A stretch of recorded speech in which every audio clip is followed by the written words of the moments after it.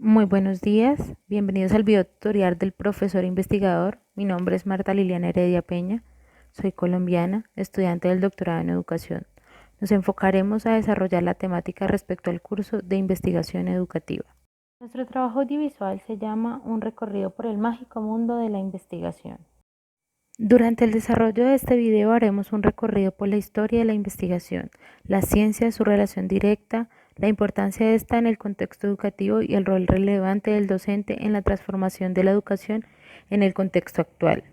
Nuestro tema empezaremos con la frase investigar es ver todo lo que el mundo ha visto y pensar lo que nadie más ha pensado, de Albert Sent, quien nos da una mención sencilla de lo que es la investigación, que es unir más allá de lo aparentemente obvio.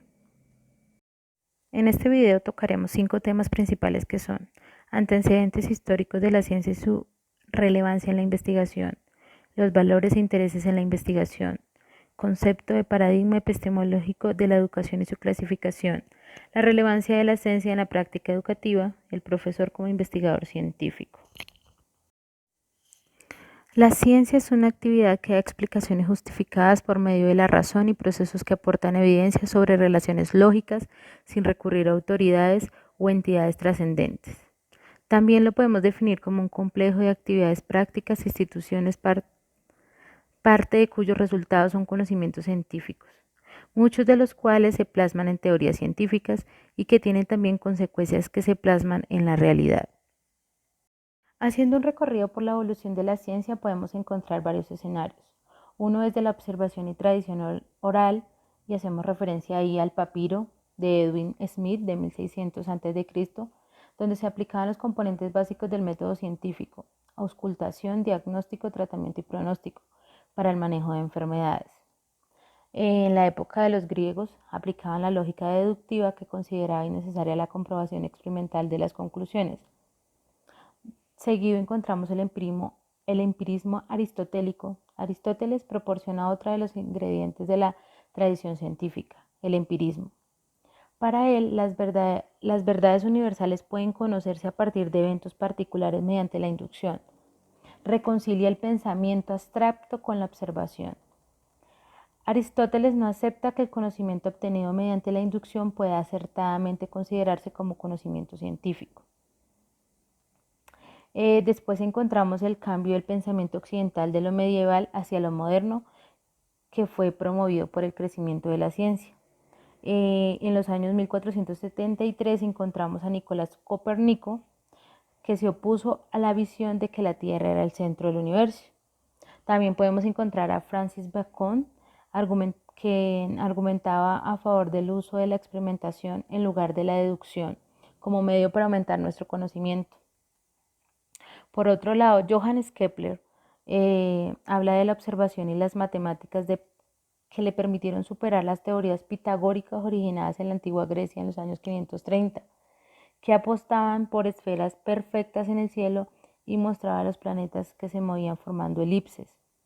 Por otro lado, Galileo Galilei fue puesto bajo arresto domiciliario por promulgar las ideas Copernicus. A pesar de la oposición de las autoridades religiosas, el éxito de la ciencia para explicar y predecir un mundo natural no pudo ignorarse.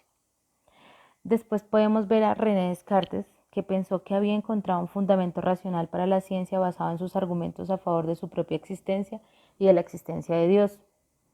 Después vemos avances a través de Isaac Newton, donde hablaba de la física basada en métodos empíricos e inductivos que resultaron siendo gran influencia para los filósofos de la Ilustración. Por otro lado, Immanuel Kant consideraba que las leyes de Newton podían demostrarse como verdaderas mediante el razonamiento y el enfoque científico que podía ofrecer la explicación del mundo fenoménico o aparente. El mundo después tuvo una evolución explicada en términos de causa y efecto. Para Auguste Comte, el pensamiento humano se desarrollaba basado en varios estadios: uno mítico y religioso, uno metafísico y al final uno positivo, que será caracterizada por la colección sistemática de hechos observacionales. En el siglo XX hubo una revolución en términos de ciencia. El empirista David Hume había argumentado que la inducción tenía serios problemas lógicos, que toda evidencia inductiva era limitada, no se podía observar el universo todo el tiempo en todos los lugares, por lo que no se justificaba que se quisiera elaborar una regla general a partir de observaciones particulares. Por otro lado, Karl Popper criticó los métodos inductivos que usaba la ciencia. Popper también criticaba la ingenua visión empirista de que pudiéramos nosotros observar objetivamente al mundo. Popper nos decía que toda observación se hace desde un punto de vista y que por ello toda observación tiene matices derivados de nuestra forma de pensar. El mundo nos presenta en el contexto de las teorías que asumimos. Entonces decía que la observación está teóricamente influida. Proponía, por su parte, un método científico alternativo basado en la falsificación. Es decir, aunque haya muchas instancias que confirmen una teoría, solo se necesita una contraobservación que falsifique. Solo se necesita un cisne negro para repudiar la teoría de que todos los cisnes son blancos. Thomas Kuhn, por su parte, fue crítico respecto a la imagen simplista que habían pintado los filósofos sobre la ciencia. Kuhn argumenta que la ciencia no progresa simplemente en estados basados sobre observaciones neutrales. Tal como nuestro autor anterior, él considera que toda la observación está influida teóricamente. Los científicos poseen una particular visión del mundo o paradigma. Por otro lado, Paul Feyerabend piensa que no debería asumirse la superioridad del método científico moderno. Él está a favor de un enfoque anarquista del conocimiento. No se puede predecir qué forma tendrá el conocimiento en el futuro, por lo que no se puede confiar en un método universal de obtención del conocimiento. Durante el siglo XX, la teoría de la relatividad de Einstein sobrepasó el paradigma newtoniano que había denominado desde la Ilustración. Este cambio de paradigma hizo que los filósofos se dieran cuenta que los fundamentos del entendimiento científico no eran un conjunto estático e inmóvil de leyes naturales. Y pues así se ve la evolución de la ciencia. Desde siempre el ser humano se ha preocupado por conocer la verdad de las cosas, con el ánimo de adquirir conocimiento, pero también en la búsqueda de resolver las necesidades que han surgido con su evolución.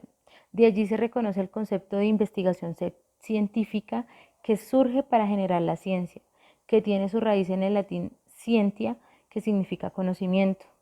Entendido esto, la ciencia surge como método ordenado de explicaciones científicas para definir los fenómenos. La investigación se denomina científica si el resultado de esta fue dado por la aplicación de un método científico. La investigación científica es un proceso sistemático, controlado, empírico, reflexivo y crítico que busca tener información certera para entender, verificar, corregir o aplicar el conocimiento.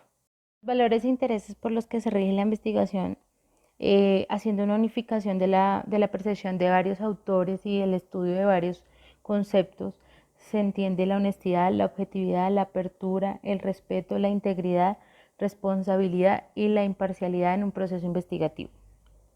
Un paradigma se define etimológicamente como un patrón. En la educación se entiende dentro de la investigación como un enfoque que asume el investigador desde su pensamiento o perspectiva, que puede ser influenciado por sus principios o afinidades filosóficas, por sus convicciones o por cualquier otra influencia que allí actúe. La clasificación de los paradigmas se puede percibir o exponer desde dos ópticas coherentes entre sí. La primera de ellas se clasifica en paradigma de investigación positiva, que es racionalista y cuantitativo, el paradigma interpretativo, que es práctico y cualitativo, el paradigma sociocrítico, que busca resolver los problemas que surjan del paradigma positivo y o interpretativo, y el paradigma dialéctico o materialista, que hace un análisis de fenómenos sociales y su aporte en la investigación.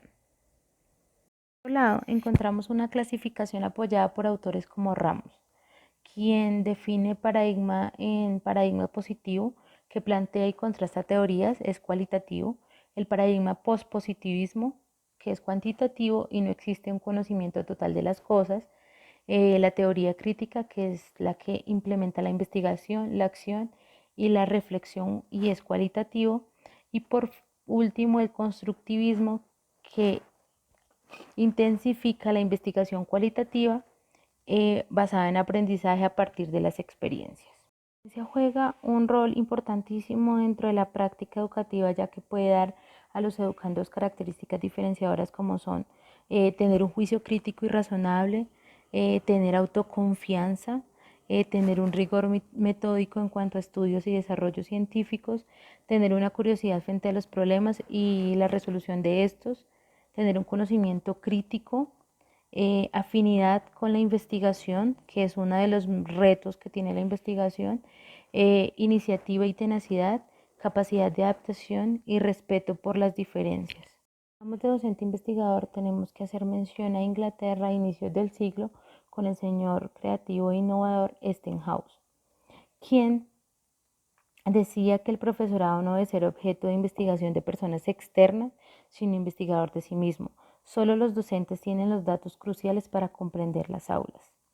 Para él, el docente debería asumir el rol investigador, ya que consideraba que la educación era una herramienta de transformación de las prácticas educativas, lo que permitiría que si el docente es el investigador, da respuesta a situaciones que ni la sociedad de manera general ni el sistema educativo tiene las condiciones de dar.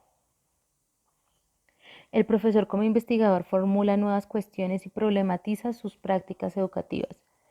Esa información que recoge al transcurrir de la práctica en el aula se la analiza, la interpreta y hace que esto lleve a nuevos planteamientos, a nuevas hipótesis que logren resolver las problemáticas que surgen dentro del contexto educativo. El proceso de investigación surge de la experiencia cotidiana, por eso el mayor actor dentro de esta propuesta es el docente. Hablando del docente como investigador, debemos hacer mención a sus características principales, que son realizar una crítica científica, sistematizar las teorías ya existentes, usar métodos científicos y enfocarlos de manera dialéctica, aplicar resultados a las investigaciones, generar cambio en su comunidad y en su entorno y realizar estudios en su práctica docente, lo cual sería positivísimo para la educación. Finalmente, podemos cerrar este video diciendo que la investigación es vital en todo proceso educativo para la transformación social y el modo de concebir el conocimiento. Es indispensable el rol docente en el desarrollo del conocimiento científico y la apropiación del mismo, y la transformación, desarrollo y consolidación educativa son directamente proporcionales a la apropiación de la investigación científica. Damos por terminado este video. Espero podernos encontrar en un nuevo video y seguir ahondando en temas tan importantes para el sistema educativo. Muchísimas gracias por acompañarme.